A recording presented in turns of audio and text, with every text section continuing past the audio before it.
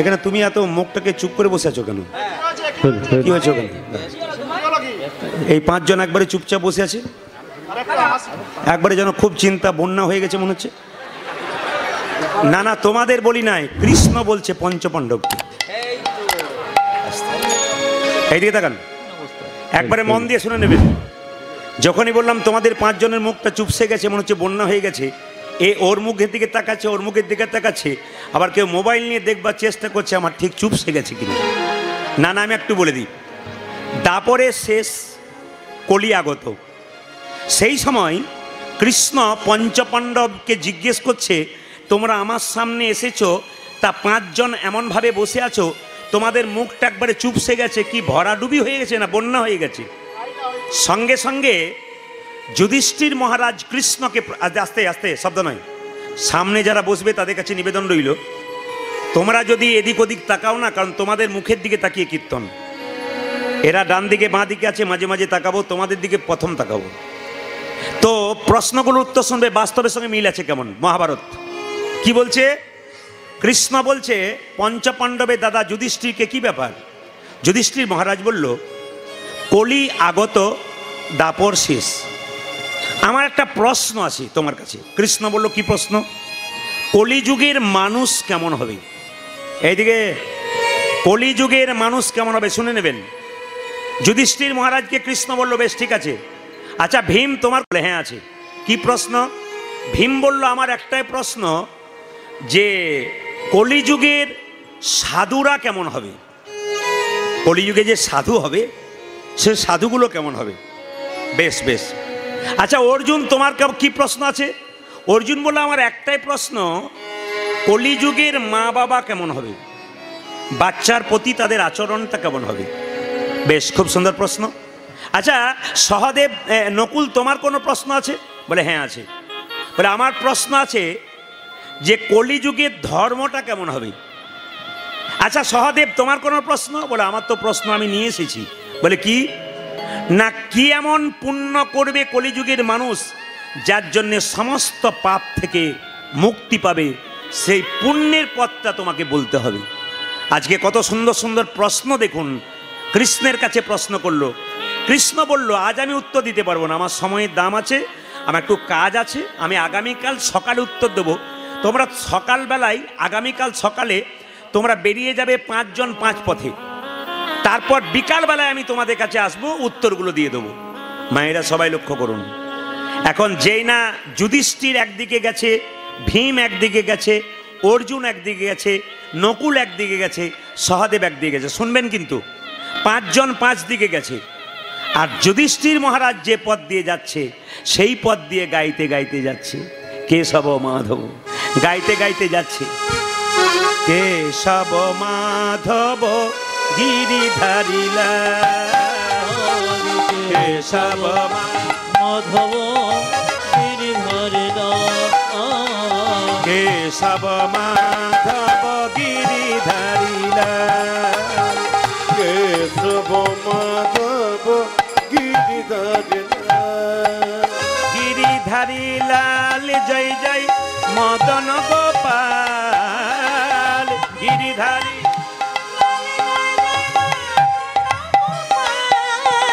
গিরিধারিলাল জয় জয় মদন গোপাল, গিরিধারী লাল জয় জয় মদন গোপাল, কেশব মাধব গিরিধারিলাল, কেশব মাধব গিরিধারিলা, কেশব মাধব যুধিষ্ঠির মহারাজ যে পথ দিয়ে গেল, সেখানে গিয়েই চমকে গেল, এমন একটা জিনিস দেখলো। সবই কৃষ্ণের লীলা। কি দেখলো? একটা হাতি দেখলো, সেই হাতির আবার চারটে পা আছে, লেজ আছে, চোখ আছে, সব আছে, কিন্তু দুটো সুর আছে। আপনারা হাতি দেখেছেন, দুটো সুর দেখেছেন?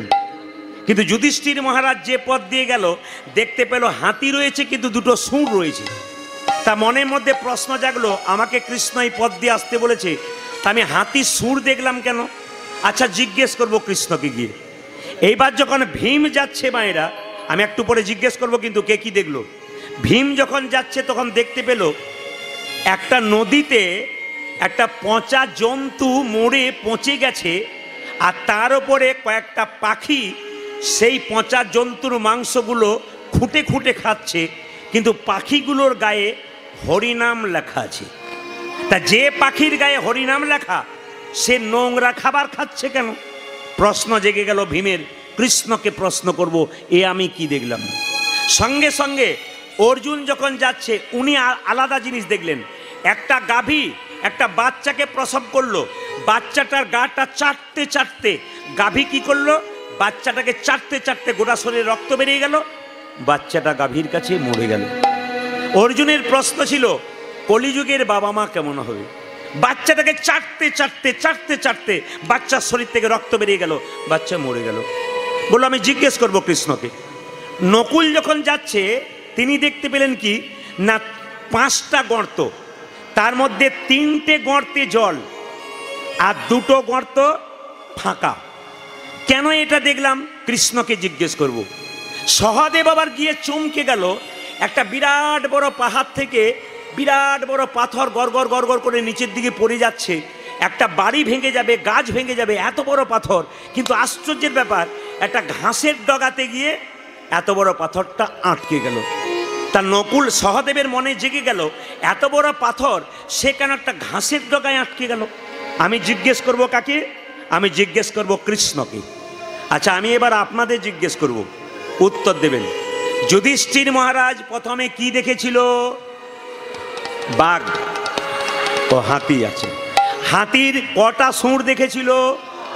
বেশ, এ হচ্ছে কীর্তনের আসল জিনিস কি, আপনাদের ভেতরে ঢুকিয়ে দিয়ে আপনাদেরকে জাগিয়ে দিয়ে যাওয়া। এই জন্য মন দিয়ে শুনবেন। যখন ভীম গেল তখন কি দেখলো? নদীতে কি ভাসছে? মরা জন্তু। সেখানে কয়েকটা পাখি বসে আছে, খুঁটে খুঁটে খাচ্ছে, তাদের গায়ে কি নাম লেখা আছে? হরে কৃষ্ণ নাম। আচ্ছা, 3 নম্বর অর্জুন কি দেখলো? একটা গাভী বাচ্চা প্রসব করলো, বাচ্চাটা লাফাতে লাগলো না মরে গেল? জোরে বলুন। শরীরে কি বেরিয়ে গেল? রক্ত। বাহ। এবার 4 নম্বর প্রশ্ন কি ছিল? নকুল দেখতে পেল 5টা গর্ত। কটা গর্ত ফাঁকা? এ তো মনে হচ্ছে আমার না কীর্তন করলেও ভালো হতো, এত সুন্দর আপনারা বলছেন। না না, এটা দরকার আছে, কারণ আপনারা হয়তো জানেন না, অনেকেই জানেন। আমি ইংলিশে MA করেছিলাম, BEd করেছিলাম। আমার সিদ্ধান্ত ছিল ছাত্র পড়ানো। তা অনেকে আমাকে বলে, প্রদীপবাবু আসরে ছাত্র পড়াচ্ছেন মানে কি? ভেতরে ভেতরে ঢুকিয়ে দিয়ে যাচ্ছেন। যতক্ষণ শুনবেন শোনাটা যেন আপনার পাকা হয়। আপনি নিয়ে যাবেন ঘর, কীর্তন শুনবেন 3 ঘন্টা, বাড়িতে গিয়ে প্রশ্ন করবেন না কি পেলাম, কি শিখলাম। এ কিন্তু আপনাকে, মেলা দেখতে গেলেন কিছুই দেখতে পেলেন না, তাহলে আপনার মেলাতে মজা লাগবে? কিনবার জিনিস দেখবেন তবে তো মজা হবে। তো সবাই লক্ষ্য করুন, সহদেব কি দেখলো? বিরাট বড় পাহাড় থেকে একটা এইটুকু পাথর গড়গড় করে পড়ছে। ও বড় পাথর। আচ্ছা আচ্ছা, কিসে লেগে গেল? একটা বড় গাছে ধাক্কা লেগে গেল। মা বা কিসে? একটা ঘাসের ডগায়। এইবার লক্ষ্য করুন, কৃষ্ণ বসে আছে, 5 জন গিয়ে মাথা নত করে বসে আছে। এবার উত্তরগুলো শুনে নিন, মজা পাবেন। কৃষ্ণ জিজ্ঞেস করছে, যুধিষ্ঠির তুমি কিছু বলছো? আজকে সকালবেলায় গিয়ে চমকে গেলাম। বলে কি চমকে গেলে? হাতি দেখলাম। বলে তাতে হয়েছে কি? এমন হাতি দেখলাম বাপের জন্মে দেখি নাই। বলে কেন? হাতির সব ঠিক আছে, 2টো সুর আছে। সঙ্গে সঙ্গে কৃষ্ণ বলল, যুধিষ্ঠির ওই হাতিটাই হচ্ছে কলি, ও 2টো সুর। তার মানে তোমাকে শিখিয়ে দিয়েছে কলিযুগের মানুষ কেমন হবে। তখন বললো কলিযুগের মানুষ কেমন হবে? হাতির যেমন 2টো সুর, কলিযুগের মানুষের 2টো মুখ। দেখতে পান সব একটা মুখ, 2টো কি করে দেখতে পান? বাইরে একটা ভেতরে একটা। যেমন রামবাবুর সঙ্গে শ্যামবাবুর রাস্তায় দেখা হচ্ছে। রামবাবু কেমন আছেন? ভালো আছি। শ্যামবাবু আপনি কেমন আছেন? বলে ভালো আছি। শ্যামবাবু জিজ্ঞেস করছে রামবাবুকে কেমন আছেন, আর ভেতরে ভেতরে মনে মনে ভাবছেন তুমি যতক্ষণ না মরছো ততক্ষণ তোমার পাশের জায়গাটা আমার হচ্ছে না। তার মানে কি? ভেতরে একরকম আর বাইরে আরেক রকম, 2টো করে মুখ। বুঝতে পেরেছেন? কলিযুগের মানুষ বাইরে একরকম বলবে আর ভেতরে যেমন কিছু মনে করবে না, স্ত্রীকে কাছে পেলে বলবে সবিতা তুমি আমার কবিতা, আহারে আর পেছন থেকে বলবে তুমি না মরলে আরেকজন লাইন দিয়ে সে আসবে বলে। তার মানে কি, ভেতরে একরকম আর বাইরে আরেক রকম। এটা কিন্তু একবারে স্বাস্থ্য সিদ্ধান্ত, কলিযুগের মানুষ এরকম হবে। আচ্ছা, জেনে নিলেন। 2 নম্বর হচ্ছে যে দেখতে পেল ভীম নদীতে কি একটা মরা জন্তু খুঁটে খুঁটে খাচ্ছে। কে? জোরে বলুন। একটা পাখি, কয়েকটা পাখি, কৃষ্ণ নাম লেখা। কৃষ্ণ বলল কলিযুগের সাধু কেমন হবে? বলছে কলিযুগের সাধু গেরুয়া বস্ত্র থাকবে, তিলক থাকবে, শিখি থাকবে, নামাবলী থাকবে, তোমার দরজায় নিতাই গৌর হরিবোল বলে দাঁড়াবে, কিন্তু খোঁজ খবর নিয়ে দেখবে ও চুরি করেছে না ডাকাতি করেছে, 10-12টা মার্ডার করেছে, তারপর সাধু সেজে দাঁড়িয়ে আছে। কৃষ্ণ বলল সব সাধু নয়, বেশিরভাগ সাধু। তাহলে কৃষ্ণকে প্রশ্ন করলো ভীম, আচ্ছা সাধু বাবা বাড়িতে এলে প্রণাম করব না? আপনারাও তো বলবেন। তাহলে কৃষ্ণ যেহেতু বলেছে আগামী দিনে সাধু বাড়িতে এলে প্রণাম করব না, জেনে নিন যদি কোনো সাধু আপনার দরজায় আসে আপনি 3 বার প্রণাম করবেন। প্রশ্ন করবেন 3 বার কেন? সাধু বাবা যে গেরুয়া বস্ত্র পরেছে ওটা ত্যাগের প্রতীক, ওই ত্যাগের প্রতীক গেরুয়া বস্ত্রকে একবার প্রণাম দাও। দ্বিতীয় প্রণাম কাকে করবে? তোমার দরজায় হরি বলে ধ্বনি হয় নাই, সাধুটি চুরি করে হোক ডাকাতি করে হোক, ওই যে হরিনামের ধ্বনি দিয়েছে সাধু বাবাকে নয়, হরিবল ধ্বনিকে একটা প্রণাম দাও। বাহ। 3 নম্বর প্রণাম কেন দেবো? বলছে চুরি করে হোক ডাকাতি করে হোক, ওই যে এতদিন ধরে নিজের ঘর বাড়ি ত্যাগ করেছে, এই ত্যাগের জন্যে তাকে একটা প্রণাম দাও। বাহ, সুন্দর উত্তর হয়ে গেল। এইবার মায়েরা লক্ষ্য করুন, ও অর্জুন কি দেখলো? অর্জুন দেখতে পেল একটা গাভী, তার বাছুর হলো, আর সঙ্গে সঙ্গে বাছুরটাকে চাটতে চাটতে চাটতে চাটতে শেষ করে দিল। কলিযুগের মা বাবা কেমন হবে জেনে নিন। কৃষ্ণ বলে দিয়ে গেছে, হচ্ছে কিনা দেখুন। কলিযুগের মা তার ছেলেকে জন্ম দিচ্ছে, বড় হতে হতে কাঁধে একটা বিরাট বড় ব্যাগ চাপিয়ে দিচ্ছে, আর কি বলছে এমন পড়াশুনো করতে হবে, কলমের ডগাতে লাখ লাখ টাকা তোমাকে রোজগার করতে হবে। পাশের বাড়ির ছেলে পড়াশোনাতে ফার্স্ট হলো, তুমি হবে না কেন? তার মানে কি, ছেলেকে শোষণ করতে লাগলো, এই করো ওই করো, টাকা রোজগার করার মেশিন তৈরি করলো, কিন্তু বিবেক তৈরি করলো না। ছেলে টাকা রোজগার করার মেশিন তৈরি হয়ে গেল, আমেরিকার ডাক্তার হলো, বাড়িতে বাবা মা বসে রইল, কিন্তু চিকিৎসা হলো না। তার মানে কি, জ্যান্ত মরা। ছেলেকে আপনি মানুষ করলেন কিন্তু আপনার প্রতি কোনো নজর নাই, জ্যান্ত মরা। বিবেকানন্দের কথা, জ্যান্ত মরা। বেঁচে থাকতো, অনেকে বলে না ছেলে নিয়ে কি হবে দাদা, ছেলে যদি বাইরেই রইল মা বাবার আর কি হলো? তো ছেলে তো বাইরেই থাকে না, কি বলছেন? তার মানে কি, ছেলেকে মানুষ করলেন কিন্তু জ্যান্ত মরা করলেন, যার বিবেক রইল না। টাকা রোজগার করা মেশিন তৈরি হবে কলিযুগে। দেখুন এখন প্রত্যেকটি বাচ্চাকে তৈরি করছেন আপনারা, স্কুলে পড়াচ্ছেন, টাকা রোজগার করা, কিন্তু ছেলেদের বিবেক বিবেচনা হচ্ছে না। বাহ, 3 নম্বর প্রশ্ন হয়ে গেল। 4 নম্বর, নকুল বলছে আমি দেখতে পেলাম কটা গর্ত? জোরে বলুন। 5টা গর্ত। কটা গর্তে জল আছে? 3টে, আর 2টো গর্তে জল নাই। কৃষ্ণ বলল কলিযুগে যে ধর্ম হবে আড়ম্বরতা বেশি থাকবে, আসলটা কিন্তু কম থাকবে। প্রমাণ দেখুন, আপনাদের এই এলাকায় হয় কিনা জানি না, দুর্গা পুজোর সময় সব দুর্গা ঠাকুর দেখতে যান বাইরে বেড়াতে, জোরে বলুন। ঠাকুর দেখতে যান না প্যান্ডেল দেখতে যান? জোরে বলুন। বলুন কি দেখতে যান? এখন তো প্যান্ডেল দেখতে যান। তার মানে কি, ঠাকুর না দেখিয়ে প্যান্ডেল দেখা হয়, মানে আসল ঠাকুরটার প্রতি ভক্তি নাই, এখন প্যান্ডেল আর লাইটের প্রতি ভক্তি। এখানে কৃষ্ণ বলল কলিযুগে আড়ম্বরতা বেশি হবে, আসলটা কিন্তু কমে যাবে। ভক্তি কম, আড়ম্বরতা বেশি।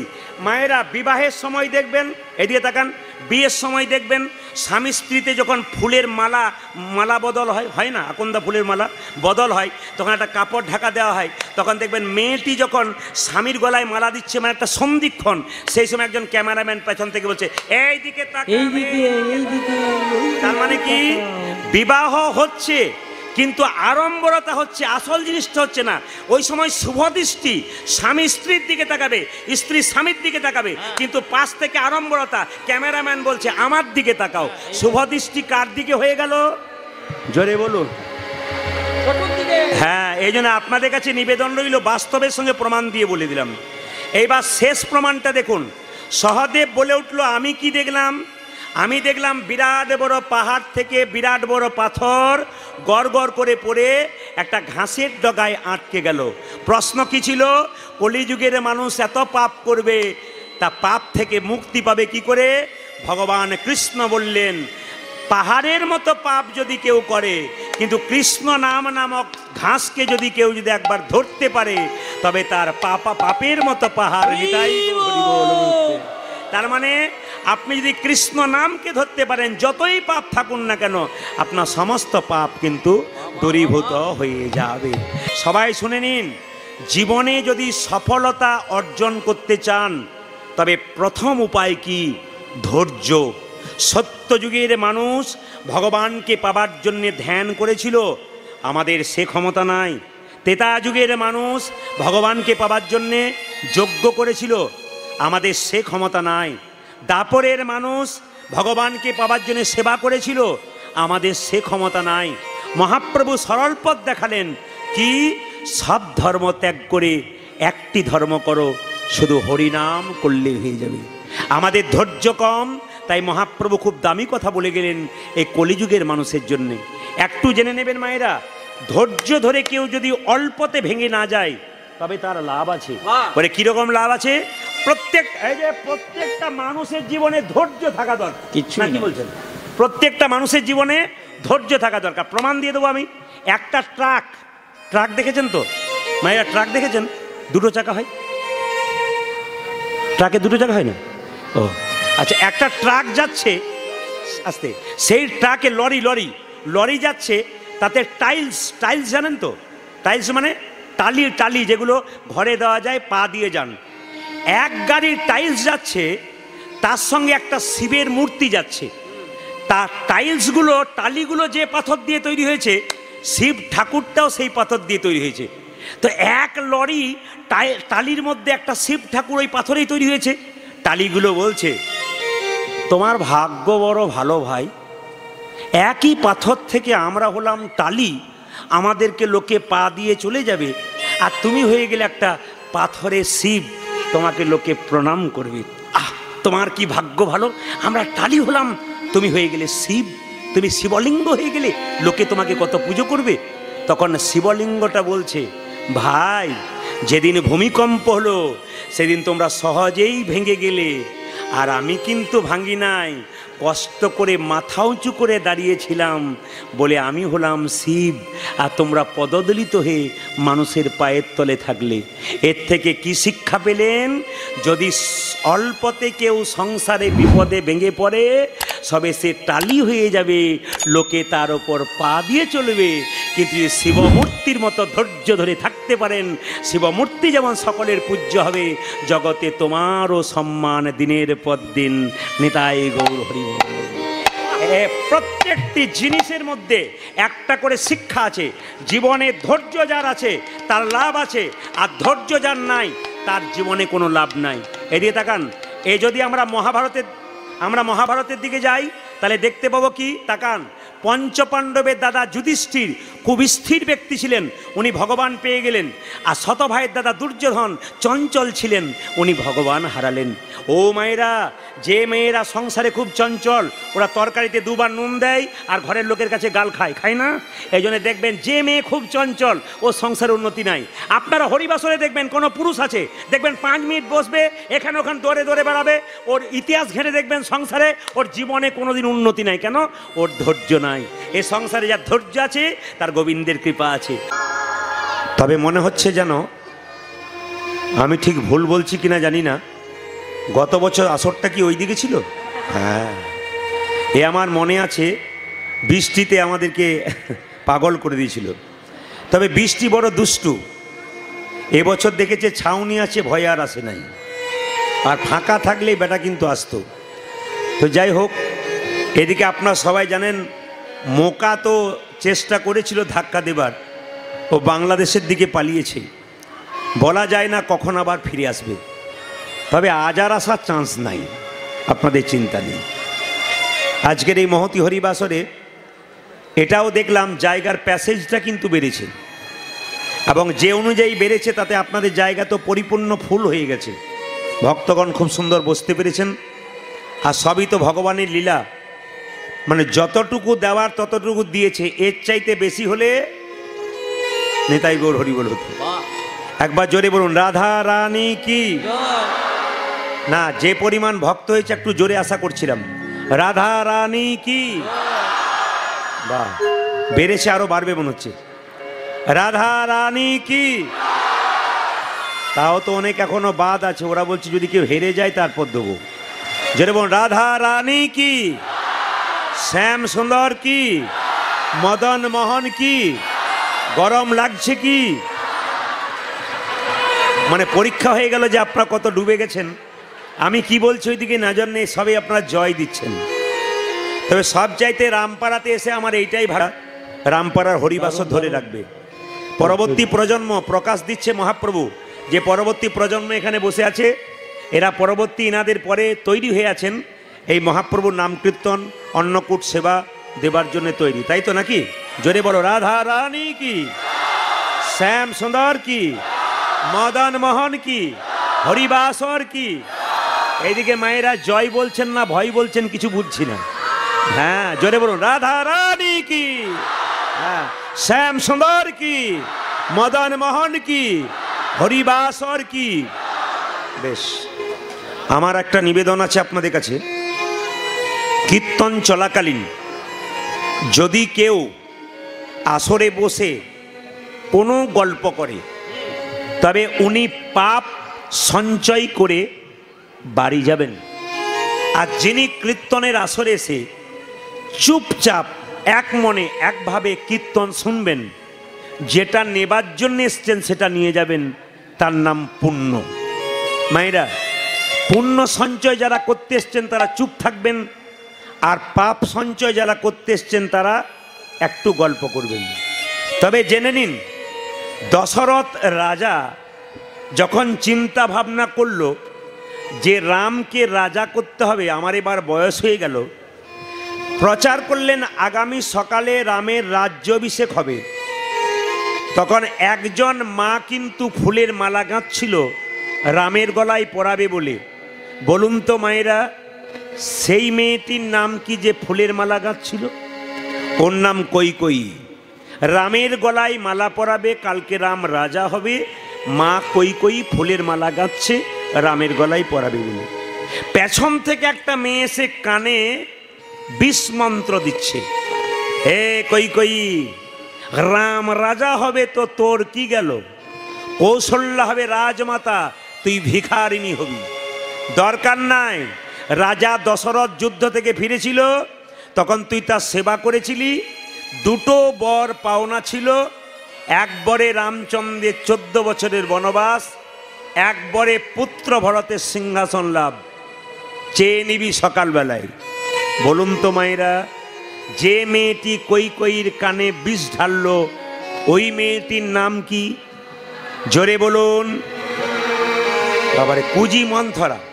এমনভাবে বলছেন যে আপনাদের পাড়ার লোক বোধ হয়। না না, পাড়াতেই আছে কুজি মন্থরা। আপনার কথা আমাকে, আমার কথা আপনাকে বলে কি করে, ঝগড়া লাগিয়ে দেবার চেষ্টা করে। তো জেনে নিন, আপনি কীর্তন শুনছেন, আপনার কানের কাছে কেউ যদি গল্প করে, তাহলে বুঝবেন কুজি মন্থরার পার্টি এসে বসে আছে। ওদের দিকে তাকাবেন না, তাহলে আপনারও ভগবান চরণ থেকে মন সরে চলে যাবে। তো জেনে নিন মায়েরা, ভগবান বললেন মন্দিরে কটা আপেল দিলে, কটা কলা দিলে, ওইটার দিকে আমি নজর দিই না। তুমি তোমার মনটাকে আমাকে দিলে কি না, আমি ওইটার দিকে নজর দিই। মান মানা ভাবা, তোমার দেওয়ার মতো কিছু না, একটা জিনিস আছে, তোমার সুন্দর মনটা আমাকে দাও। যদি দিতে পেরেছো আমি তোমায় দেবো। ওই জন্য আজকে হরিবাসরে আপনারা কীর্তন শুনতে এসেছেন, আপনাদের মনটাকে গোবিন্দের চরণে দিন। আমি ছোট ছোট তত্ত্বগুলো বলবো, মন দিয়ে শুনবেন। মহাপ্রভু নবদ্বীপের মাটিতে এলেন। আচ্ছা, আপনারা মহাপ্রভুর ছবি দেখেছেন? জোরে বলুন হা না না। আচ্ছা, ছবিতে হাতগুলো নিচের দিকে থাকতো না ওপর দিকে থাকতো? একবার দেখানো যাবে? যার হাত আছে তিনি দেখাবেন, যার নাই তার দেখানো দরকার নেই। বেশ, নামান।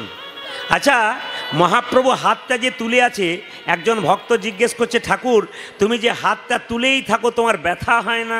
বলে ব্যথা আবার হয় না? বলে তাহলে নামাও। বলে কি করে নামাবো? তোরা তুলছিস না তাই নামাচ্ছি না।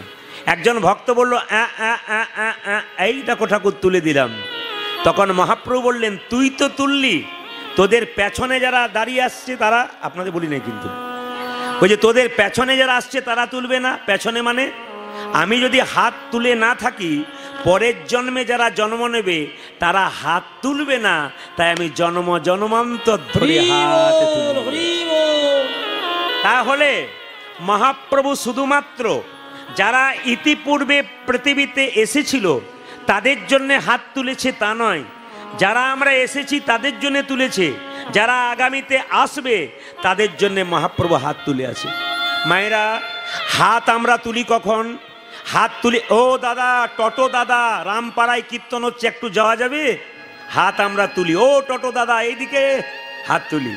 আর কখন হাত তুলি? যখন কেউ জলের মধ্যে ডুবে যায়, উঠতে পারে না, তখন হাত তোলে। কেন? যদি কেউ বাঁচাতে পারে। আর হাত তুলি কখন? যখন হাতের মধ্যে কোনো বোঝা নেই। বলুন তো, মহাপ্রভু কি টোটো অটো ধরেছিল? তখন তো ছিল না। মহাপ্রভু কি জলে ডুবে যাচ্ছিল মায়েরা? তাও তো সম্ভব নয়। তাহলে মহাপ্রভুর হাতে কি কোনো বোঝা ছিল? আপনারা তাও মাথা নোড়াচ্ছেন, ছিল না। কিন্তু পণ্ডিত বলছে মহাপ্রভুর হাতে বোঝা ছিল। আপনারা বলবেন দেখতে পায় না কেন? কি করে দেখবেন? যে চোখ দিয়ে ফেসবুক, হোয়াটসঅ্যাপ, সিরিয়াল দেখছেন, ওই চোখে ভগবানের ভাব বোঝা যায়? হাত যদি কেটে যায় খালি চোখে দেখা যায়, কিন্তু হাত কেটে যদি হাড় ফেটে যায় খালি চোখে দেখা যায় না। কি করতে হয়? ডাক্তারের কাছে গিয়ে এক্সরে করে তারপর জানতে হয় হাড় ফেটেছে। এখানে তত্ত্ব বলছে, গুরুরূপী ডাক্তারের কাছে গিয়ে কোনো ভক্ত যদি প্রেমরূপী নয়নের অনুমিলন করতে পারে, মহাপ্রভুর ভাব একমাত্র সেই বুঝতে পারে। তার মানে যার মধ্যে প্রেমের নয়ন অনুমিলন হয়েছে, একমাত্র তিনিই মহাপ্রভুর ভাব বুঝতে পারেন। মায়েরা, মহাপ্রভুর হাতে বোঝা ছিল, দেখতে পাচ্ছেন না কেন? আজকে রামপাড়ায় কীর্তন হচ্ছে, মেয়ে বাবাকে ফোন করে বলছে, বাবা এসো কীর্তন হবে। মেয়ে বাবার, বাবা মেয়ের বাড়ি এলো, মেয়ে যা খেতে ভালোবাসে তাই আনলো। আর একটা জিনিস মেয়ের জন্য আনলো, যেটা মেয়েও দেখলো না, বাবাও দেখলো না, কিন্তু অনুভব করলো। কি বলুন তো? প্রেম আর ভালোবাসা। মহাপ্রভু তিনি হাতটা তুলে আছেন কেন? আমরা দেখতে পাচ্ছি না কেন? আমাদের জগৎ জীবের জন্যে প্রেম আর ভালোবাসা নিয়ে এলেন। কাকে সঙ্গে নিয়ে? নিতাই চাঁদকে সঙ্গে নিয়ে। ও তোরা প্রেম নিবি আই, তোরা প্রেম নিবি আই, বদন ভরে বল রে হরি বল। উলধ্বনি। তোরা প্রেম নিবি, তোরা প্রেম নিবি বদন ভরে বল রে হরি বল।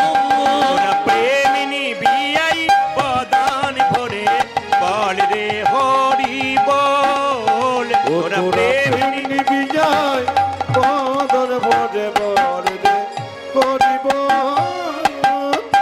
প্রেম নিবি আই, বদন ভরে বল রে হরি বল। তোরা প্রেম নিবি আই, বদন ভরে বল রে হরি বল। এনেছিল ব্রজের বাজা,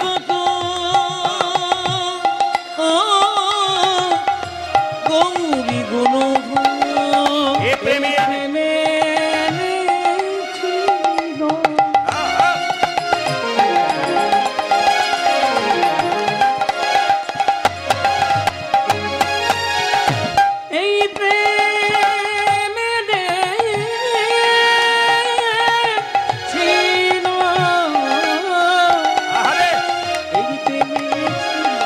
এই প্রেম গোলকে গোপনে ছিল।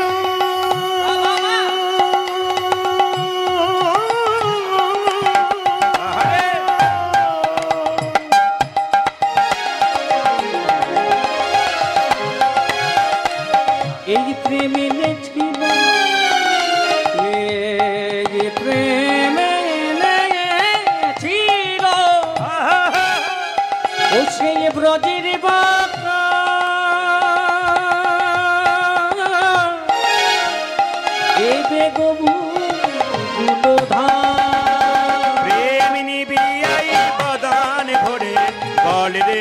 হরি বল তোরা প্রেম নিবি আই বদন ভরে হরি বল।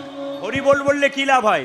একবার হরি বলি বলে নাচো বাহু তুলে হরি বলি বল বলে নাচো বাহু তুলে হরি বলি বলে নাচো বাহু তুলে হরি বলি বলে নাচো বাহু তুলি ওদের দূরে হে যাবে ত্রিতাবি জ্বালা বলে রে হরি বল। তোদের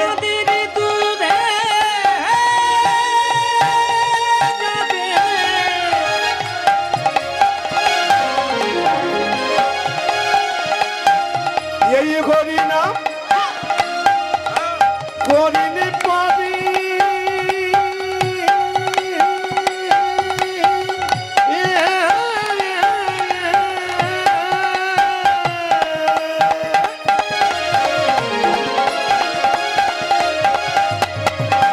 তোমাদের দূরে যাবে ত্রিতাবি জ্বালা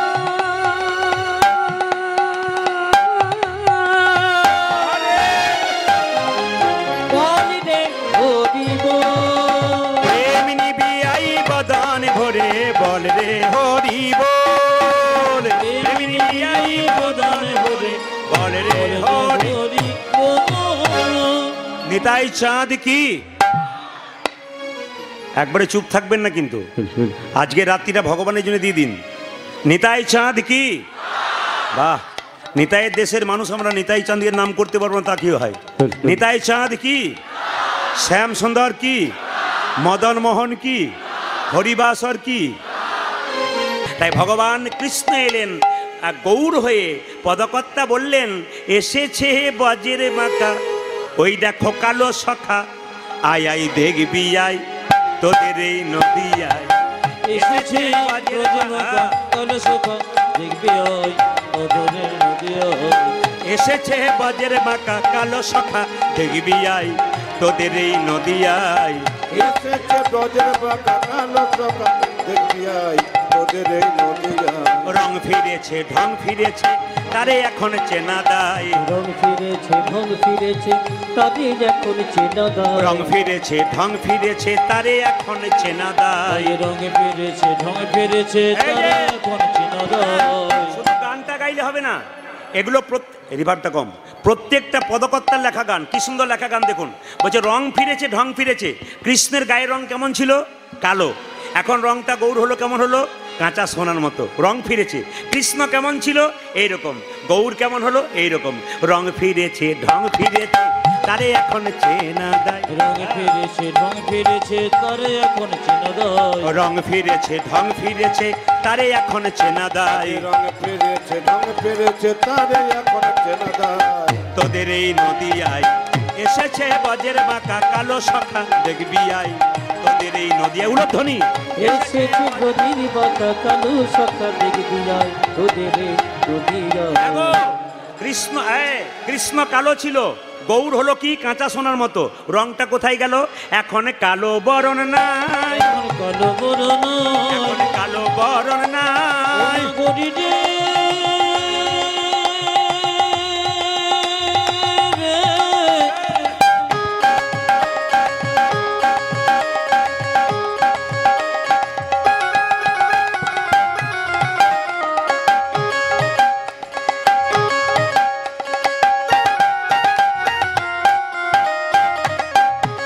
আমি দেখে না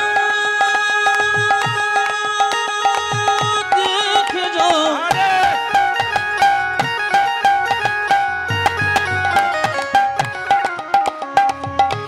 নগরী রে যে নগরী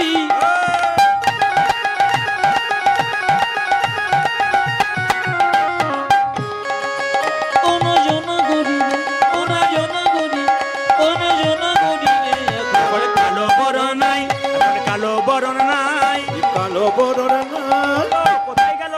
রায় অঙ্গে অঙ্গ দিয়া গৌর হলো তাই। তাই গাই অঙ্গে অঙ্গ দিয়া গৌর হলো তাই গায়ে অঙ্গে অঙ্গ দিয়া গৌর হলো তাই গাই অঙ্গে অঙ্গ দিয়া গৌর হলো তাই এখন তারে যায় না চেনা এখন তাদের যাই না এখন তারে যায় না চেনা এখন তাদের যায় না চেনা চেনা বড় বিষম দায় আমাদের নদী উলধ্বনি এসেছে বজ্রের বাঁকা কালো সখা দেখবি ওই আমাদের নদী ওই এসেছে বজ্রের বাঁকা কালো সখা দেখবি ওই তোদের আহা।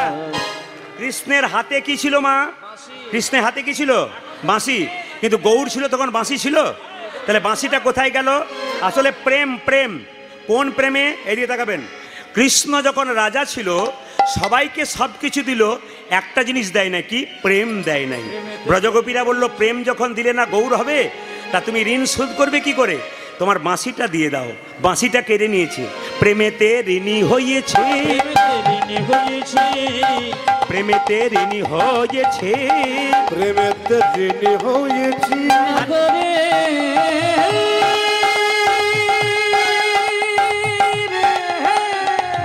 নিতাই গৌর হরি বল।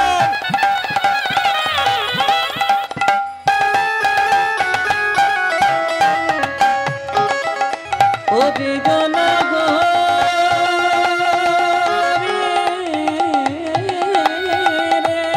উলধ্বনি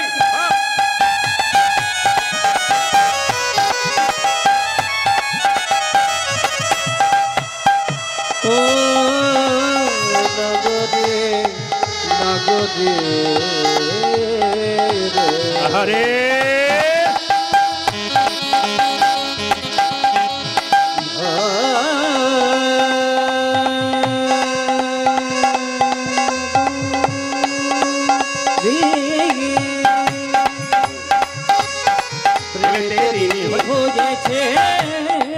ও যে হাতের বাঁশি কেড়ে নিয়ে বিদায় দিয়েছে ও যে হাতের বাঁশি ওই দেখো মোহন বাঁশি ওই দেখো হাতের বাঁশি কেড়ে নিয়ে বিদায় দিয়েছে হাতের বাপি ওই দেখো হাতের বাঁশি ওই দেখো হাতের বাঁশি আহা। বাঁশি নাই তার সাধবে কিসে বাঁশি নাই তার সাধবে কিসে মুখে রাধার নামে গাই আমাদের নদী উলধ্বনি এসেছে বজ্রের বাঁকা কালো সখা দেখবি আয় তোদের এই নদী আয় এসেছে গজর পাখা কালো সখা দেখবি আয় আমাদের নদী আয় যিনি পদকর্তায় গানটি লিখলেন তিনি বিশ্বরূপ দাস কি বললেন দাস বিশ্বরূপে কয় দাস বিশ্বরূপে কয় বিশ্বরূপে ও যে কলিযুগে অবতীর্ণ চৈতন্য গোসাই কলিযুগে যাবতীর্ণ চৈতন্য গোসাই কলিযুগে অবতীর্ণ চৈতন্য গোসাই কলিযুগে অবতীর্ণ চৈতন্য গোসাই হরি হরি হরি বলে হরি হরি হরি বল হরি হরি হরি বলে ঘটি ঘটি ঘটি বলে মুখে রাধার নামে গায় আমাদের নদী আয় নিতাই গৌর হরি বল কালো সখা দেখবি আয় তোদের এই নদী আয় এসেছে বজ্রের বাঁকা কালো সখা দেখবি আয় তোদের এই নদী আয় এসেছে বজ্রের বাঁকা কালো সখা দেখবি আয় তোদের এই নিতাই গৌর হরি বল কালো সখা দেখবি আয় তোদের এই নদী আয় এসেছে বজ্রের বাঁকা কালো সখা দেখবি আয় তোদের এই নদী আয়। একবার জোরে বলবেন কাল সকাল থেকে একজন একজনকে দেখলে জয় নিতাই বলবেন একবার বলুন তো কি বলবেন আর একটু জোরে হোক বন্ধু বন্ধুকে দেখবে জয় নিতাই বলবে যদি সে বলে তুই না না হাসির ব্যাপার নাই আমাদের সবচাইতে লজ্জার ব্যাপার কিছু মনে করবেন না আমাদের সবচাইতে লজ্জার ব্যাপার কেউ যদি ধর্ম করে তার পেছনে দেখবেন মানুষ লেগে যায় আমি কোনো ধর্মের লোকের নাম করব না অন্যান্য ধর্মের মানুষের দেখবেন যদি কেউ ধর্ম করে তাকে সাহায্য করে তুই কর আর আমাদের যদি কেউ একটু তিলকমালা নিয়েছে তাহলে তার পেছনে আরও 10 জন লেগেছে যাতে না নিতে পারে আমার দলে যোগ দিতে পারে তার চেষ্টা করে এই জন্য হিন্দু সনাতন ধর্ম নষ্ট হচ্ছে এই হিন্দু সনাতন ধর্মকে বাঁচানোর দায়িত্ব প্রত্যেক জনের মহাপ্রভু যে ধন আমাদের দিয়ে গেলেন নিতাই চাঁদ কৃপা করে যা দিয়ে গেলেন ব্রজেন্দ্র নন্দন যেই শচীসুত হলো সেই বলরাম হইল নিতাই কৃপা করে তিনি আমাদের কাছে এলেন যদি তার ধনগুলো রক্ষা না করতে পারি তাহলে আর কী করতে পারি আজকে রামপাড়াতে আজকে এলাম বৃষ্টি হয়েছিল বলে দ্বিতীয় ডেট দিলাম কালকে যেখানে যাব হলদিয়া ওটা নতুন আসর আবার পরশু যেখানে যাব এই অবস্থায় হয়েছিল ওনার ব্যক্তিগত গান। উনি আবার বলেছেন বাবা 1 ঘন্টা হলো আর হলো না, আগামীতে একবার দিন। এই জন্য উনি এখন মোকার ভয়ে আমাকে বারবার ফোন করছে, দাদা মোকা আসবে না তো? বলে চিন্তা নেই, গোবিন্দের কাছে একবার প্রার্থনা করুন, মোকা নেতাই গৌর হরিবোল হবে। আসুন, মহাপ্রভু বলেছেন চৈতন্য চরিতামিতে, 10 5 সবে মিলে দাঁড়িতে বসিয়া কীর্তন করহ সবে হাতে তালি দিয়া। এটা কিন্তু আমাদের কীর্তনিয়াদের দায়িত্ব। কেন বলুন তো? প্রত্যেকটা ভক্তকে একটু কীর্তন করানো। এই জন্য প্রতি আসরে আমি একটু কীর্তন করিনি। কেন? আপনারা শুধু শুনবেন তা নয়, আপনারা গাইবেন। আপনাদের এই দায়িত্ব নয় যে আপনারা শুধু শুনতে এসছেন, আপনারা গাইবেন। মহাপ্রভু বললেন হিন্দুদের কোনো স্কুল নাই যেখানে ধর্মীয় শিক্ষা দেওয়া যায়, এইটা হচ্ছে স্কুল যেখানে ধর্মীয় শিক্ষা দেওয়া যায়। এখানে এলে আপনারা কিছু শিখে নিয়ে যাবেন। এই জন্য আসুন, তিনি চৈতন্য চরিতামিতে বলেছেন 10 5 সবে মিলে দাঁড়েতে বসিয়া কীর্তন করহ সবে হাতে তালি দিয়া। আচ্ছা, হাত তালি দিয়ে একবার কীর্তন করা যাবে না? কি বলছেন? যার আছেন তিনি করবেন, আর যার নাই তার করার দরকার নেই। তবে যা গরম পড়েছে, ওপরে ফ্যান চলছে, তাও কিন্তু অনেকে এরকম করেই যাচ্ছে। না, আপনারা আজকে গরম সহ্য করুন, ভগবান পরীক্ষা করছে। এত গরমের মধ্যে কীর্তন কে শোনে? কালকে আমি যেখানে ব্রাহ্মণডাঙ্গায় ছিলাম, আপনাদের যেমন ভক্ত হয়েছে তার ডবল ভক্ত। জায়গাটা ইচ্ছাইতে ছোট, অর্ধেক লোক ফিরে গেছে, অর্ধেক লোক শুনতে পেয়েছে।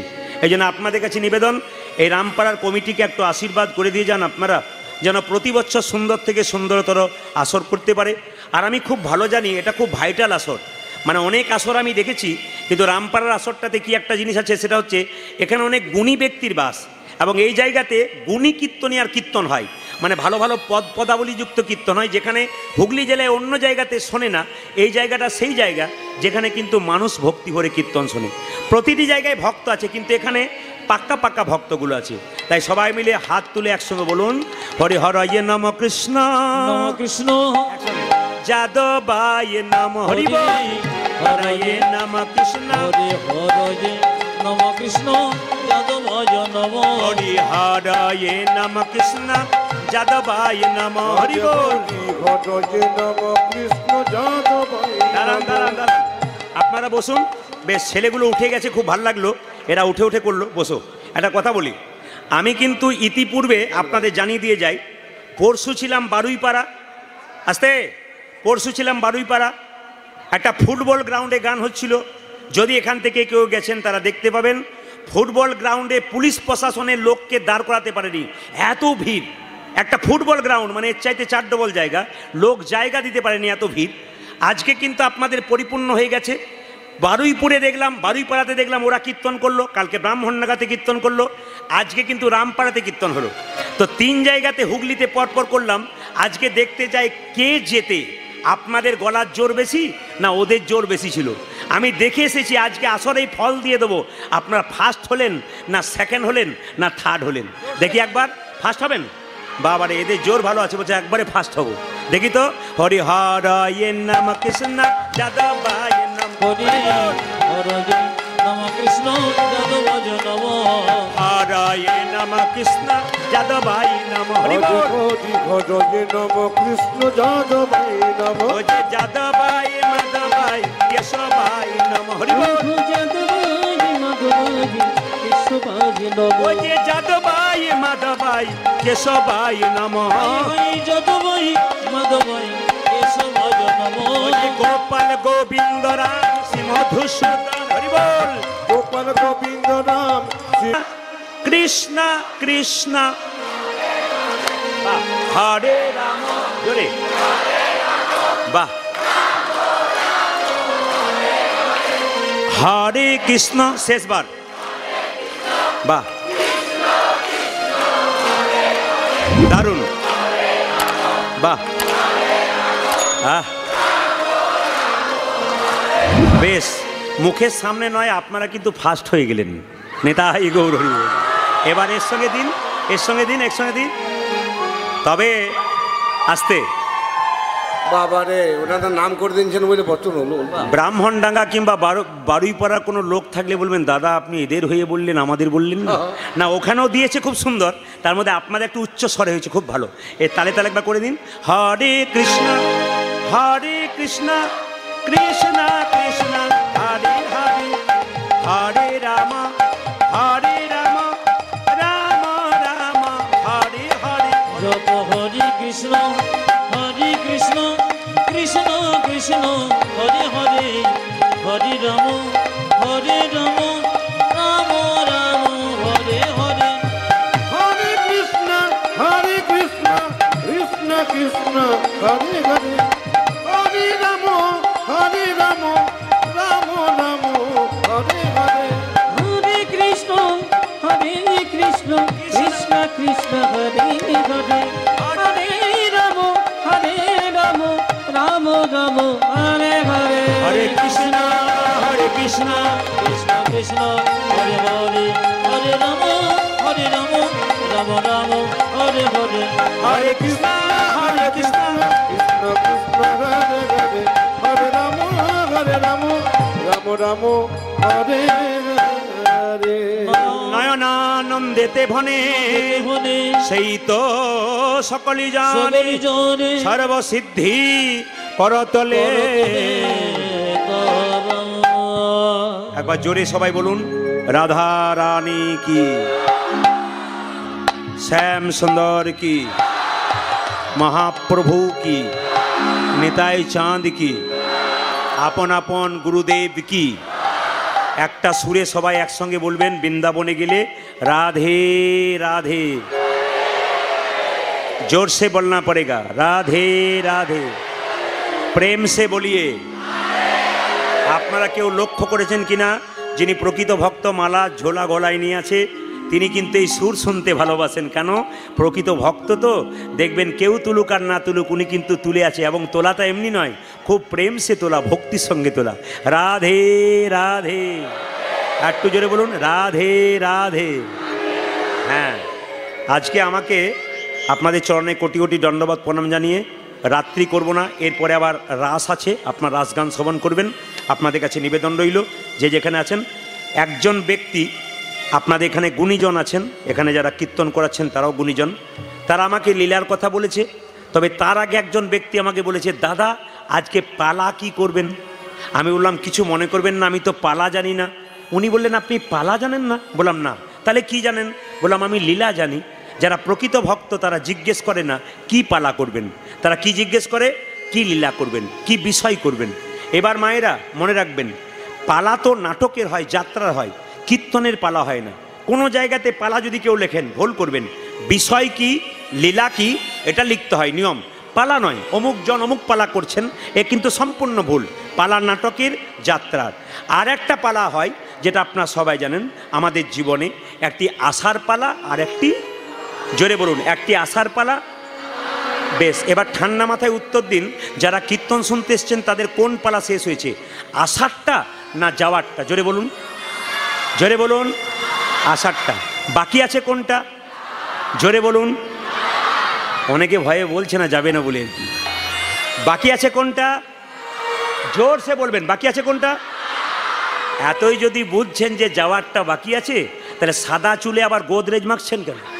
এত যদি বুঝছেন, দেখবেন আপনারা অতীব বাস্তব কথা, মৃতদেহ দরজা দিয়ে নিয়ে যাচ্ছে। বলো হরে, বলো হরে। আপনিও প্রণাম করলেন, আমিও প্রণাম করলাম, আর মনে মনে কি ভাবলাম, ও বোধহয় গেল, আমি বোধহয় যাবো না। দেখে নেবেন একবার পাক্কা কথা, কেউ মারা গেলে প্রণাম করেন, কিন্তু কেউ ভাবেন যে ও গেল আমি যাব। কিন্তু যিনি মারা যায় তিনি মারা যায় না, শিক্ষা দিয়ে যায়। কি শিক্ষা দিয়ে যায়? আমি যেমন হেলতে দুলতে চললাম, তোমার আগে আমি সংসার করেছিলাম, আমি যেমন হেলতে দুলতে চললাম, তুমি যতই মায়াই থাকো, গাড়ি বাড়ি করো, আমার মতো হেলতে দুলতে তোমাকেও চলে যেতে হবে। আজকের যে লীলা, আজকের যে লীলা, সেই লীলাটির নাম হচ্ছে, ভক্তের অনুরোধে আপনারা শ্রীখণ্ড, শ্রীপাঠ শ্রীখণ্ডে যাবেন, বর্ধমান জেলা শ্রীপাঠ শ্রীখণ্ড। ওখানে দেখবেন আপনারা নরহরি, মুকুন্দ সরকার, রঘুনন্দন। আসলে মুকুন্দ সরকারের ছেলের নাম কি? রঘুনন্দন। আপনারা যদি কোনোদিন যান শ্রীপাঠ শ্রীখণ্ডে, ওখানে দেখতে পাবেন গোপীনাথের হাতে অর্ধেকটা পাথরের নাড়ু আছে। সবাই দেখতে পাবেন ভগবানের হাতে আসল নাড়ু, কিন্তু ওখানে দেখতে পাবেন অর্ধেকটা পাথরের নাড়ু। আজকে যিনি ভক্ত আছেন বা ভক্তরা আছেন, তারা আমাকে অনুরোধ করেছেন এই লীলাটি করার জন্যে। তার আগে আপনাদেরকে বলে দিই, কীর্তনের শেষে আপনারা এই প্রসাদ, মন দিয়ে শুনবেন, প্রসাদ আপনারা যত্ন করে নিয়ে যাবেন। কমিটির ভাইরা আপনাদের জন্য প্রচুর বাতাস এনেছে, শেষে হরিলুট দিয়ে দেবে। এই বাতাসা নেওয়ার উপকারটা কি? রঘুনন্দন 5 বছর বয়সে ভগবান গোপীনাথকে নাড়ু খাওয়াবে, সেই প্রসাদ আপনারা শেষে বাড়ি নিয়ে যাবেন, কাপড়ের কোণে মায়েরা নিয়ে যাবেন, দাদা ভাইয়েরা পকেটে নিয়ে যাবেন। বৃহস্পতিবার আপনাদের বাড়ির বাচ্চা যদি খুব চঞ্চল হয়, রঘুনন্দন লীলা যদি আপনারা পড়াশুনো করেন তাহলে জানতে পাবেন যে রঘুনন্দন যে নাড়ুটা খাইয়েছে ওটা বৃহস্পতিবার দিন খাইয়েছে, আর রঘুনন্দনের যে জন্ম হয়েছে তাও কিন্তু বৃহস্পতিবার দিন হয়েছে। এই জন্য মায়েরা, আপনার বাড়ির বাচ্চা যদি খুব চঞ্চল হয়, পড়াশুনোতে মতি থাকে না, খুব অস্থির হয়, বলে না আমার বাচ্চা খুব চঞ্চল, পড়ে না, শুধু খেলে বেড়ায়, এখানে রঘুনন্দন লীলা পড়লে বুঝতে পারবেন এই প্রসাদটা মায়েরা ভক্তি ভরে কাপড়ে কোণে নিয়ে যাবেন। বৃহস্পতিবার আপনাদের বাড়ির বাচ্চা যে খুব চঞ্চল তাকে সকালবেলায় স্নান করাবেন, তুলসী মন্দিরে বসাবেন, স্নান করিয়ে ভালো কাপড় পরিয়ে বসাবেন। আর মা কি করবে? শুদ্ধ কাপড় পরে একটা তুলসী পত্র নিয়ে, গোটা দিতে হবে না, এইটুকু বাতাসা আর তুলসী পত্র নিয়ে ছেলের কপালে 3 বার ঠেকাবেন, জয় গোপীনাথ, জয় গোপীনাথ, জয় গোপীনাথ, নিয়ে মুখে দেবেন। যদি প্রতি বৃহস্পতিবার 1 বছর দিতে পারেন, প্রতি বৃহস্পতিবার, আপনি 1 বছর পর দেখবেন আপনার বাচ্চাকে 4 ঘন্টা পড়তে হবে না, 2 ঘন্টাতে হবে। আপনার বাচ্চা চঞ্চল থাকবে না, আপনার বাচ্চা স্থির হয়ে যাবে। আর একটা কাজ করাবেন, যে ছেলেকে বাতাসা খাওয়াবেন সেই ছেলেকে এই নির্দেশ দেবেন যে প্রতিদিন আপনার দায়িত্ব থাকবে, আপনি 1 ঘটি করে জল তুলসী মন্দিরে দেবেন, বাচ্চা যেন আপনার পেছন পেছন 1 ঘটি করে জল তুলসী মন্দিরে দেয়। দেখুন বাচ্চা কৃষ্ণ ভক্ত হয় কিনা। 1 নম্বর উপকার। 2 নম্বর উপকার জেনে নিন। 2 নম্বর উপকার কি? বাড়িতে অশান্তি আছে অনেকেরই, শান্তি কম আছে। আপনারা এক কাজ করুন, তুলসী গাছের নিচে এই বাতাসাটা গুঁড়ি করে ভেঙে দিন, ভেঙে দিয়ে আপনি প্রতিদিন তুলসী গাছে জল দিন, পরিক্রমা করুন, বাড়ির সবাই দেখবেন শান্তি আপনাদের ফিরে আসবে। রঘুনন্দন লীলা পড়ুন, আপনারা জানতে পারবেন। তৃতীয়, একটা বাড়িতে একজন অসুস্থ ব্যক্তি অনেক দিন ধরে কষ্ট পাচ্ছে, রোগ ভালো হচ্ছে না, আপনি এই প্রসাদ জয় গোপীনাথ বলে তার মুখে দেবেন, দেখবেন অনেকটা কষ্ট দূর হয়ে যাবে। এখন প্রশ্ন হবে, আপনারা বলতে পারেন প্রদীপবাবু একটি মাত্র বাতাসা সারা বছর হবে কি করে? আমি আপনাদের বুদ্ধি দিয়ে দিই কীভাবে হবে। আপনি বাড়িতে হরিলুট দিয়ে দেবেন। কী বার? বৃহস্পতিবার। 1 কেজি বাতাসা হরিলুট দেবেন। এই বাতাসাটা নিয়ে গিয়ে ওই হরিলুটের বাতাসার সঙ্গে মিশিয়ে দেবেন, ভালো করে শুনবেন, মিশিয়ে দেবেন, নিয়ে প্রতি বৃহস্পতিবার বাচ্চাকে খাওয়াবেন।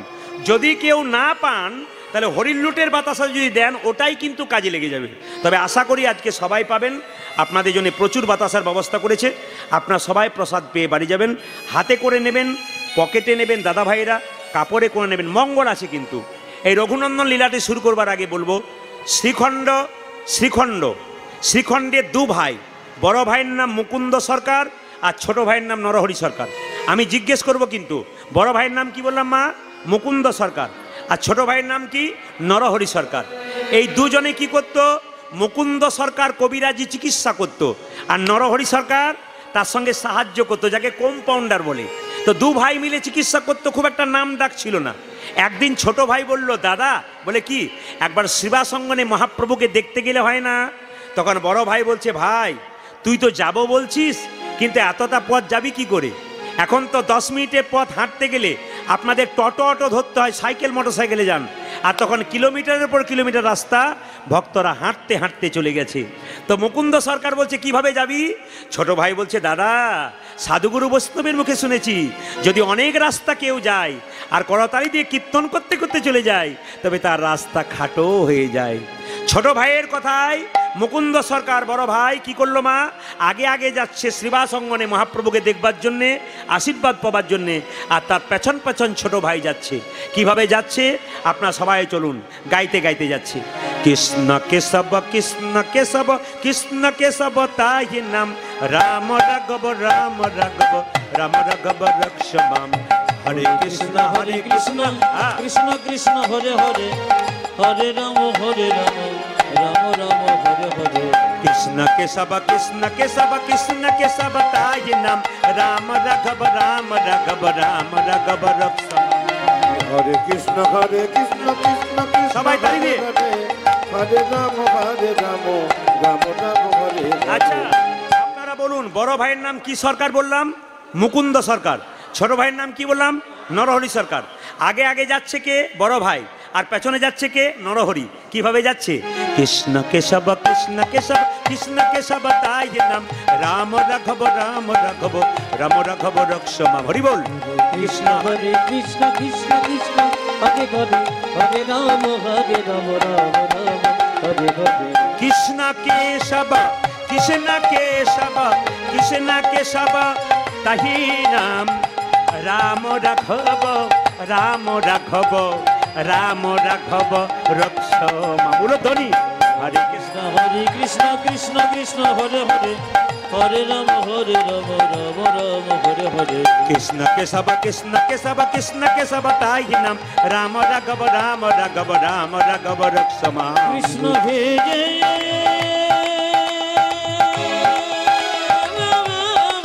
নিতাই গৌর হরি বল।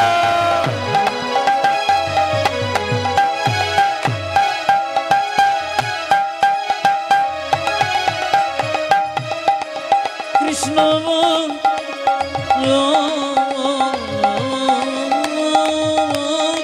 সবাই তালি দিয়ে যাবেন, সবাই মিলে।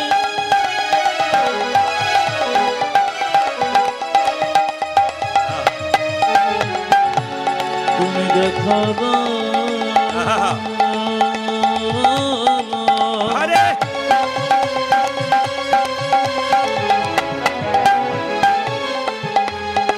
কৃষ্ণ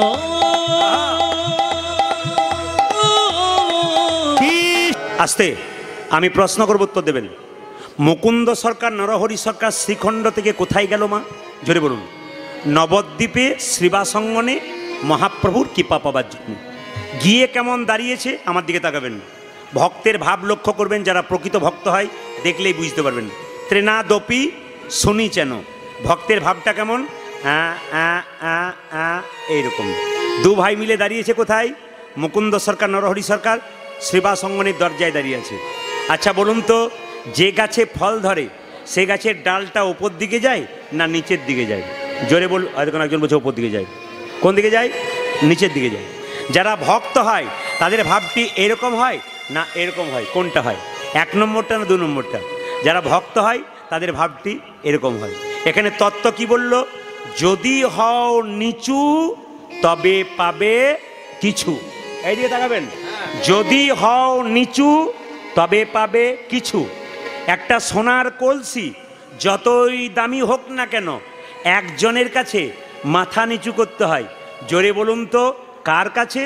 বলবে না? হ্যাঁ, একটা গ্লাসের কাছে। আপনি যত টাকার মালিক হন না কেন, যদি আপনি বৈষ্ণবের চরণে মাথা নিচু না করতে পারেন আপনার জীবনে কোনো দাম থাকবে। এই জন্যে খুব দামি দামি কথাগুলো শুনে নেবেন। যদি হও নিচু তবে পাবে কিছু। বাবা একটা সুন্দর উদাহরণ দিয়ে দিই আপনাদের। কুরুক্ষেত্রের যুদ্ধ কতদিন হয়েছিল? জোরে বলুন। কতদিন? 18 দিন। কিন্তু শাস্ত্র বলছে কুরুক্ষেত্রের যুদ্ধ হয়েছিল কতদিন? 17.5 দিন। ওটাকে ধরা হয় কত? 18 দিন। যেমন দেখবেন, হ্যাঁ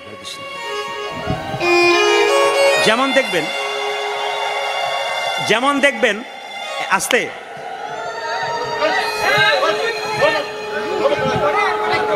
লুঙ্গি পরে উঠবেন না বাবা। হ্যাঁ, আপনি দূর থেকে দিয়ে দিন। আসলে লুঙ্গি পরে উঠতে নেই। হ্যাঁ বেশ, ঠিক আছে ঠিক আছে। উনি বুঝতে পারেননি, অসুবিধা নেই। ভক্তি ভরে এলে অসুবিধা নেই, আসুন। আচ্ছা ঠিক আছে, ওনার তো ভক্তিটাকে গ্রহণ করুন, আপনারা ভক্তিকে গ্রহণ করুন। আস্তে, কেউ টাকা দিতে এখন আসবেন না, সরে আপনাদের কাছে নিবেদন রইল। আচ্ছা এইদিকে এইদিকে মায়েরা মন দিয়ে শুনবেন তো। কুরুক্ষেত্রের যুদ্ধ কতদিন হলো? 18 দিন। 17.5 টাকা 18 ধরা হয় কেন? যেমন আপনার বাড়িতে স্বামী স্ত্রী একটি ছোট বাচ্চা, কজন বলেন? আমার 2.5 জনের সংসার। কিন্তু সত্যি কি 2.5 জন? না, ওটাকে 3 জন ধরা হয়। ওই জন্য 17.5 টাকা কী দেওয়া হয়? 18 ধরা হয়। বলুন, কুরুক্ষেত্রের যুদ্ধে কে জিতেছিল? পঞ্চপাণ্ডব না 100 ভাই? জোরে বলুন, কে জিতেছিল? পঞ্চপাণ্ডব। কেন? যে পক্ষে কৃষ্ণ রয় সে পক্ষ কি কখনো পরাজিত হয়? যার জীবনে কৃষ্ণ থাকে তার জীবনে হার নাই, আর যার জীবনে কৃষ্ণ নাই তার জীবনে কোনো দিনই জয় নাই। ওই জন্য জেনে নিন, জীবনে কৃষ্ণকে রাখুন, আপনার জীবন সুন্দর হবে। একটা একটা করে শুনবেন মন দিয়ে। তো কুরুক্ষেত্রের যুদ্ধ যখন, আস্তে ধীরে, কুরুক্ষেত্রের যুদ্ধ যখন শেষ হয়ে গেল তখন প্রশ্ন করছে নারদ মুনি কৃষ্ণকে, তুমি পঞ্চপাণ্ডবের পক্ষে যোগ দিলে, 100 ভাইয়ের পক্ষে যোগ দিলে না কেন? সামনে পেছনে কেউ যাওয়া আসা করবেন না। কীর্তনের আসরের সামনে সামনে পেছনে যাওয়া আসা করলে সবার নজর যায়, এই জন্য একবারে স্টপ থাকবেন, যে যেখানে বসবেন। লক্ষ্য করুন, নারদ প্রশ্ন করছে কৃষ্ণকে, প্রভু তুমি পঞ্চপাণ্ডবের পক্ষে যোগ দিলে, 100 ভাইয়ের পক্ষে যোগ দিলে না কেন? ভগবান বলল, নারদ, যে পক্ষে অধম থাকে সেই পক্ষে আমি থাকি, আর যে পক্ষে উত্তম থাকে সেই পক্ষে আমি থাকি না। প্রমাণ কি? ভগবান বলছে, নারদ তোমাকে 3টে ফুলের মালা দিলাম, এই 3টে ফুলের মালা নিয়ে তুমি 100 ভাইয়ের দাদা দুর্যোধনের কাছে যাও, জিজ্ঞেস করে এসো ওদের মধ্যে উত্তমকে, মধ্যমকে আর অধমকে। যদি উত্তম, মধ্যম, অধম 3টে পাও, 3 জনকে মালা পরাবে। কিন্তু যদি উত্তম পাবে, মধ্যম পাবে, অধম পাবে না, মালা ঘুরে নিয়ে আসবে, পরাবে না। মায়েরা, নারদ কি করেছে? বিনাটিকে হাতে নিয়ে 3টে ফুলের মালা নিয়ে চলল কোথায়? 100 ভাইয়ের দাদা দুর্যোধনের কাছে, আর গাইতে গাইতে যাচ্ছে, তিমির বেদারি বেদারি অলোক বিহারে হরি নামের বর্ণে বর্ণে শোধা ঝরে। তিমির বেদারি অলোক বিহারি নামে বর্ণে বর্ণে শোধা ঝরে। তিমির বেদারি অলোক বিহারি নামের বর্ণে বর্ণে শোধা ঝরে।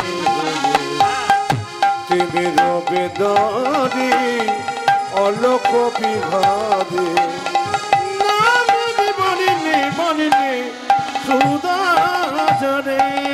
দয়াল শিরোমণি করুণার খনি তুমি, দয়াল শিরোমণি করুণার খনি তুমি, দয়াল শিরোমণি করুণার খনি তুমি, দয়াল শিরোমণি করুণার খনি। তব পদ শিষ্য দাও কৃপা করে নামের বর্ণে বর্ণে শোধা ঝরে। তিমির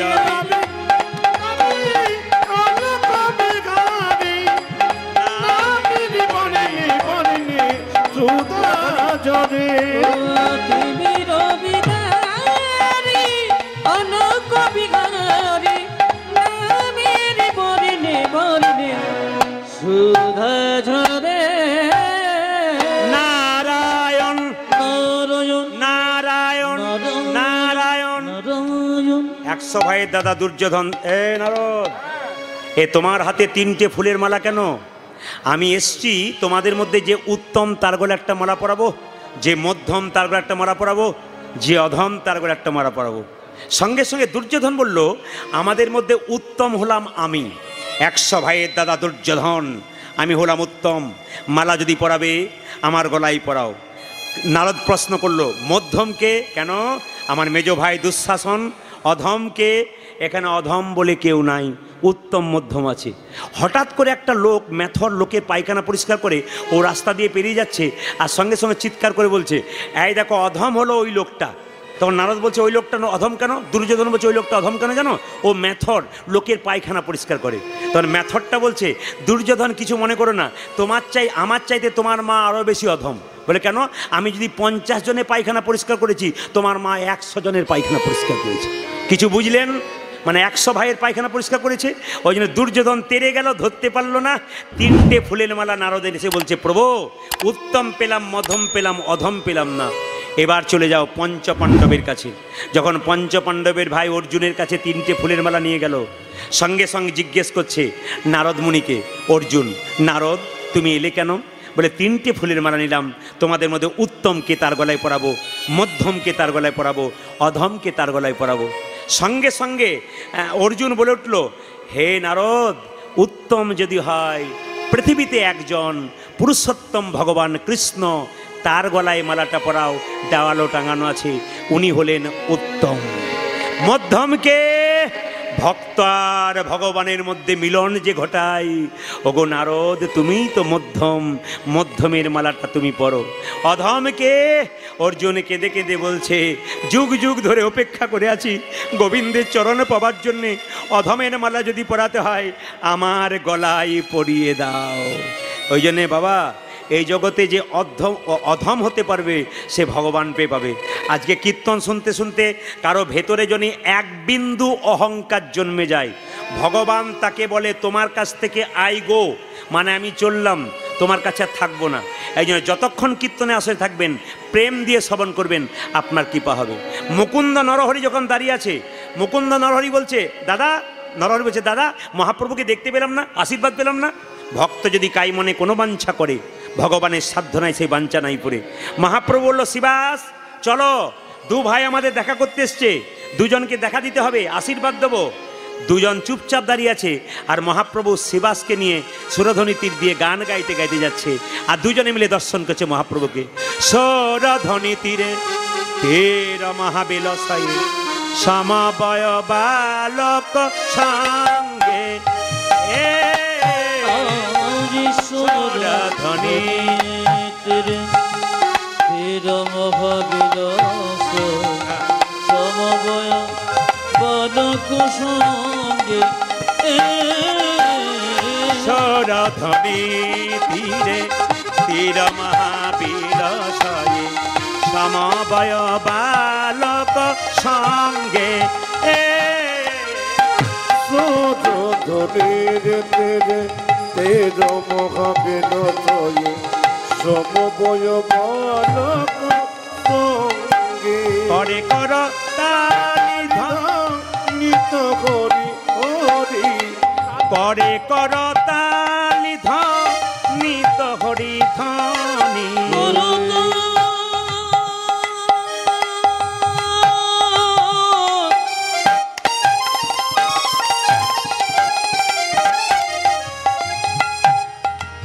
করে করো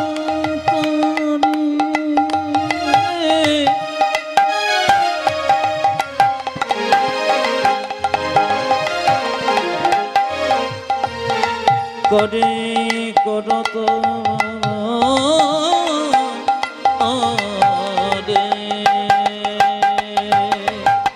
করে কর তালি নিত হরি ধ্বনি। করে কর তারি ধ্বনি তো হরি ধ্বনি। মায়েরা, যার যেমন ভাব তার তেমন লাভ। ছোট ভাই বলছে দাদা আমি কি দেখছি, ওই তোই আমার গোরা নাচে, ওই তো আমারই গোরা নাচে, ওই তোই আমার গোরা নাচে, ওই তো আমারই গোরা নাচে। আমি দণ্ড বাহু তুলে, ওই তোই আমার গোরা নাচে। দেখে আমি দণ্ড বাহু তুলে, ওই তুই আমার গোরা নাচে। আমি দণ্ড বাহু তুলে, ওই তোই আমার গোরা নাচে। দণ্ড বাহু তুলে, ওই তো আমারই গোরা নাচে। ছোট ভাই বলছে আমি দেখছি গোরা নাচছে, বড় ভাই বলছে আমি দেখছি আরেকজন নাচছে। কে? ওই তো গোরাই নাচে, ওই তো গোরাই নাচে, ওই তো গোরাই নাচে। আমার ওই তো গোরাই নাচে। অন্তরে যার শ্যাম নাচে, বাইরেও গোরাই নাচে। অন্তরে যার শ্যাম নাচে, বাইরে গোরাই নাচে। অন্তরে যার শ্যাম নাচে, বাইরেও গোরাই নাচে। অন্তরে যার শ্যাম নাচে, বাইরে গোরাই নাচে। সুরধ্বনি তীরে তীর মহাবিলাসায় সমবয় বালক সঙ্গে। সুরধ্বনি তীরে তীর মহাবিলাসায় সমবয় বালক সঙ্গে। ভগবানকে ভক্ত যখন ডাকে, ভগবান তাকে পরীক্ষা করে। এইদিকে তাকাবেন মায়েরা, একটা সোনার বালা যদি দোকানে বিক্রি করতে যান, স্বর্ণকার পরীক্ষা করে দেখে এর মধ্যে কত খাদ আছে, কতটা সোনা আছে। এই জন্য আপনাদের কাছে নিবেদন রইল, যখন আপনারা ভগবানকে ডাকবেন, ভগবান আপনাকে পরীক্ষা করে দেখবে আপনি কতখানি আমার হয়ে এসেছেন। এই যে আজকে কীর্তন শুনছেন, আপনারা কে কোন মন নিয়ে শুনছেন আমরা কেউ জানতে পারছি না, কিন্তু ভগবান আপনার মনের মধ্যে ঢুকে গেছে, আপনার মনের ভাবটি কেমন। এ কিন্তু ভগবান লক্ষ্য করে। এই জন্য সবাই লক্ষ্য করুন, মুকুন্দার নরহরি যখন দাঁড়িয়ে আছে তখন মহাপ্রভু শিবাসকে বলে দিল, শিবাস বলে দাও ওদের মধ্যে যে ছোট ভাই সে আমার সঙ্গে সারা জীবন থাকবে, আমার সঙ্গে কীর্তন করবে। আর যে বড় ভাই তাকে বলে দাও সে আমার 100 জন্ম কৃপা পাবে না, 100 জন্ম সঙ্গ পাবে না। এটা কীরকম হলো? আপনাদের রামপাড়ার আসরে যদি দু ভাই কীর্তন শুনতে আসে, বড় ভাই যদি কৃপা পায়, এই ছোট ভাই যদি কৃপা পায় আর বড় ভাই কৃপা না পায়, তাহলে কত কষ্ট হবে। শ্রীবাস বলছে কি করে বলবো, একজনকে বলবো ভালো একজনকে বলবো না, এটা কেমন হয়? বলছে তোমাকে বলতে হবে। শ্রীবাস এসে বলছে এই যে তোমাদের মধ্যে ছোট ভাই কে? আমি। কি নাম? আমার নাম নরহরি সরকার। তোমার জন্য প্রভু বলেছে তুমি সারা জীবন প্রভুর সঙ্গে থাকবে, কীর্তন করবে। বড় ভাই বলছে আমার জন্য কি বলেছে? তোমার জন্য প্রভু বলেছে তুমি 100 জন্ম কৃপা পাবে না, তুমি 100 জন্ম সঙ্গ পাবে না, সঙ্গ পাবে না। এটাই জানার বিষয়। যেই না বড় ভাইকে বলেছে 100 জন্ম কৃপা পাবে না, কৃপা পাবে না, 100 জন্ম সঙ্গ পাবে না, সঙ্গ পাবে না। বড় ভাই নাচতে শুরু করেছে, জয় গৌড়ে জয় গৌড়ে জয় গৌড়। শ্রীবাস বলছে মুকুন্দ তোমাকে প্রভু বলল 100 জন্ম কৃপা পাবে না, তুমি নাচতে শুরু করেছো। আমাকে যদি বলতো আমি তো বিষ খেয়ে আত্মহত্যা করে দিতাম। এ কথা শুনে মুকুন্দ বলছে শোনো শোনো শ্রীবাস, প্রভু যদি বলতো কোন জন্মে সঙ্গ পাবো না, কোন জন্মে সঙ্গ পাবো না, তাহলে না হয় আমি বিষ খেয়ে আত্মহত্যা করে দিতাম, আত্মহত্যা করে দিতাম। প্রভু বলেছে 100 জন্ম সঙ্গ পাবো না, সঙ্গ পাবো না। 100 জন্ম না হয় গৌর গৌর বলে কেঁদে বেড়াবো, গবুরে গবুরে বলে কেঁদে বেড়াবো। যখনই 100 জন্ম পেরিয়ে যাবে, 100 জন্ম পেরিয়ে যাবে, 101 জন্মে প্রভুর সঙ্গ পাবো, এক জন্মে প্রভুর সঙ্গ পাবো, 1 জন্মে প্রভুর সঙ্গ পাবো, 101 জন্মে প্রভু সঙ্গ পাবো। আমি 100 জন্ম কেঁদে বেড়াবো, 1 জন্মে প্রভু সঙ্গ পাবো, আমি 100 জন্ম কেঁদে বেড়াবো, 101 জন্মে প্রভুর সঙ্গ নিতাই গৌর হরি বল। জন্ম কেঁদে বেড়াবো, জন্ম কেঁদে বেড়াবো, 100 জন্ম কেঁদে বেড়াবো, 101 জন্মে প্রভু সঙ্গ পাবো, 101 জন্মে প্রভুর সঙ্গ পাবো। বাবা 3 ঘন্টার কীর্তন শুনতে এসে কোমরের ব্যথা হয়, হাঁটুর ব্যথা হয়, মনের চঞ্চলতা হয়, বাড়ির কথা ভাবেন, সংসারের কথা ভাবেন। আর মুকুন্দ সরকার কি সুন্দর বলছে দেখুন, 100 জন্ম গৌর বলে কাঁদবো, 101 জন্মে তো কৃপা পাবো। এর থেকে কি শিখলেন আপনারা? ধৈর্য যার কৃষ্ণ তার, আর এ জীবনে ধৈর্য যার নাই, জীবনে কৃষ্ণ নাই। মুকুন্দ সরকার যখন চোখের জলে ভাসছে, ভগবান আমার ভাইকে কৃপা করলো, আমাকে করলো না। ভগবান তখন মহাপ্রভু এসে মুকুন্দকে বলল, মুকুন্দ তুমি কাঁদছো? হ্যাঁ প্রভু। কেন? আমার ভাইকে তুমি সঙ্গে রাখলে, আমাকে তুমি কেন ছেড়ে দিলে? মহাপ্রভু সুন্দর করে বলল মুকুন্দকে, মুকুন্দ এ শিক্ষাগুলো নেবেন। সংসারে যারা বড় ভাই হয়, যারা বড় বউ হয়, তাদের দায়িত্ব সবচাইতে বেশি থাকে। মুকুন্দ বলল, প্রভু কেমন করে? বলছে একটা বনের মধ্যে বড় বড় গাছ যেমন ছোট ছোট গাছগুলোকে ঝড়ঝঞ্ঝা থেকে রক্ষা করে, একটা সংসারের বড় ভাই সংসারের সব দায়িত্ব মাথায় বোঝা নিয়ে নেয়। তোমরা 2 ভাই মিলে কীর্তন করতে চলে এলে বাড়ির সবাই না খেয়ে মরবে, তাই তোমাকে পাঠিয়ে দিলাম শ্রীখণ্ডে, আর আমি তোমার ভাইকে সঙ্গে রাখলাম। তবে মুকুন্দ তুমি কেঁদো না, তোমাকে যেমন বললাম 100 জন্ম কৃপা করবো না, তুমি 100 জন্ম গৌর বলে কাঁদবো বলেছো। ওগো যার ধৈর্য আছে তার উপর যে আমার আশীর্বাদ আছে। ওগো মুকুন্দ তুমি বাড়ি ফিরে যাও, গরিবের চিকিৎসা করো, জীবের দ্বারে হরিনাম বিলো, আর ছোট্ট গোপীনাথের মন্দির তৈরি করো। তোমার মাথায় হাত দিয়ে আশীর্বাদ দিলাম, তোমার চিকিৎসাতে নাম ছিল না, আজ থেকে বাড়ি গিয়ে তুমি যাকেই চিকিৎসা করবে তারই রোগ ভালো হয়ে যাবে। তার মানে মহাপ্রভুর আশীর্বাদ যদি কারো উপরে থাকে মা, তবে কিন্তু কৃপা তার হয়ে যায়।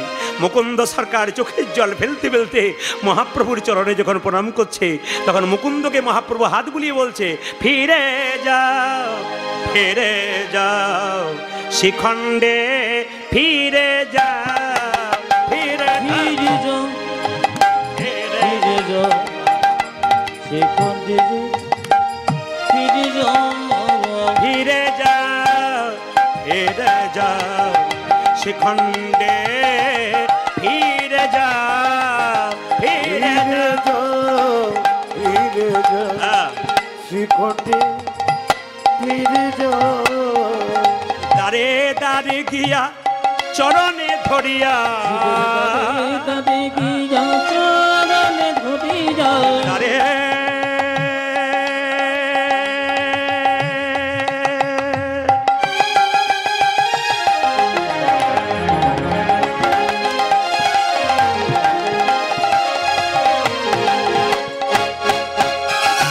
ফিরে যাও, ফিরে যাও শিখণ্ডে, ফিরে যাও, ফিরে যাও, ফিরে যাও শিখণ্ডে, ফিরে যাও।